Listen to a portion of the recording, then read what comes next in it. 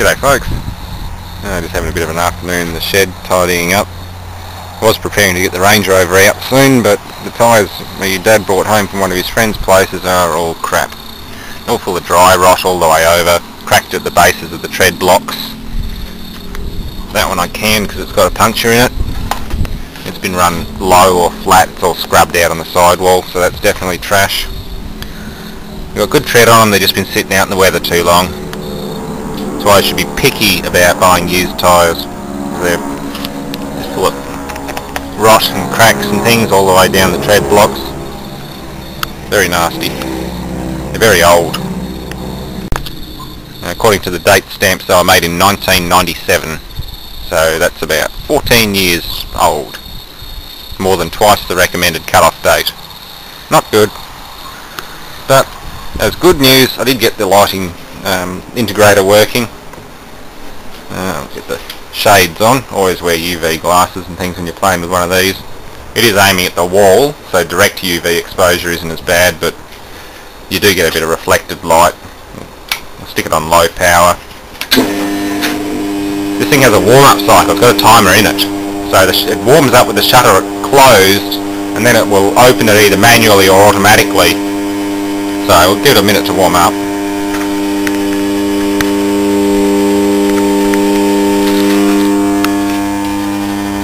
Got a nice hum to it.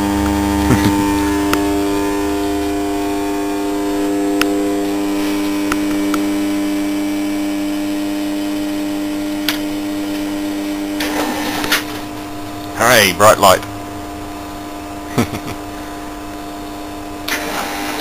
That's the manual switch.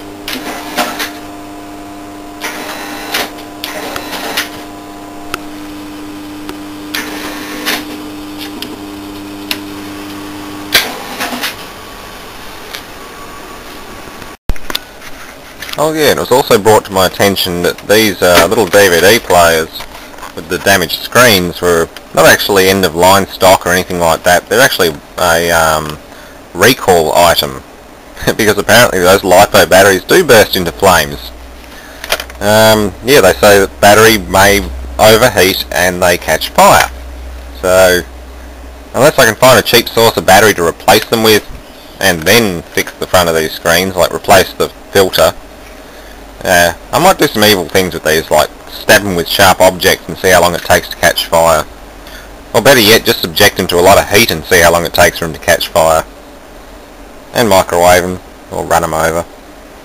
Yeah, dangerous. I don't know where, well actually I do know where these came from. It was a notorious trash picker that bloody brought them in as scrap cables. Tried to sneak them in, little bastard. But yeah. That's why you don't go picking through company rubbish. You don't know what you're going to find, and some of it's dangerous. Then again, what are these doing in the rubbish anyway? They're supposed to be disposed of properly. Bloody Dick Smith Electronics.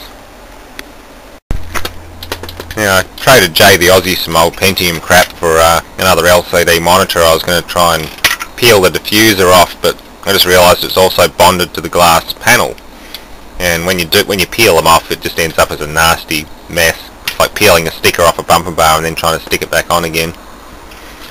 It's a BenQ brand monitor, which BenQ is notorious for putting out cheap nasty crap. And all of the capacitors, all of the main filter capacitors are blown out. The front of the panel's all scratched up too, so it's probably not worth fixing, but just for the hell of it, I'll rip some caps out of this old LCD television power supply. This is out of a counterfeit Chinese LCD TV. Unfortunately I don't have the filter from this TV, otherwise I would be able to fix those DVDs. Because the panel out of this one, I think it's a Chi-Mei panel, and none of the layers are actually bonded to the glass panel apart from the two layers of glass with the liquid crystal between them. And I had the layers, I've still got some of the layers rolled up in the mezzanine above me, but I've used the filter layer for something else which isn't even electronics related. So that's a bit of a bust, and I might try and fix this anyway. Not really worth it, it's all scratched. Who knows, the glass is probably even cracked as well. But just for the hell of it as practice, I'll try and fix this power supply. Just change the caps. If I've got a couple of voltage regs or something, I might chuck them in there if they're needed, but I won't spend any money on it. It's a piece of crap. It's damaged. But that's all for tonight. It's only Tuesday. Won't get too wound up. I've got to get the Range Rover sorted out. I have got half decent tyres on it now, so I'll take it for a spin around the block tomorrow, post a video of that, and I'll keep hunting for better tyres, because those other ones are a lot more shagged than I was expecting.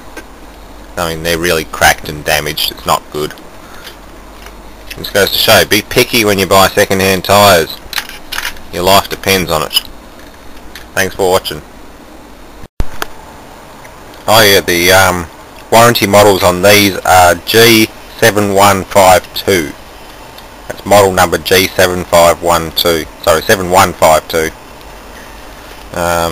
Yeah, I just looked it up on the net, and it is a fairly prominent recall, because yes, they do have a tendency to catch fire when they get hot. So I imagine charging one in a hot car on a 45-degree day would not be a good thing. I imagine something's burnt up because of it, and that's not a good thing. But that's what happens when you export your manufacturing to China. Dick Smith Electronics, well, Dick Smith's always been a pioneer for sorry, Australian-made stuff, but his electronics store is a direct contradiction of that, because 99% of the stuff he puts his name to is all made in China. So, go figure. He's the one. Dick Smith is the one who brought out the Dickheads brand matches as an opposition to Redheads matches. He brought out a opposition to the Arnott's Tim Tams, which Arnott's really cracked the shits about. It's a bit of a disappointment to see all the Dick Smith products just being really nasty, cheap Chinese stuff after all that campaigning and things. But oh well, we can have some fun with them. We'll see if we can set fire to them one day. See what LiPo batteries really do when you abuse them. Not that there aren't a million videos of that already.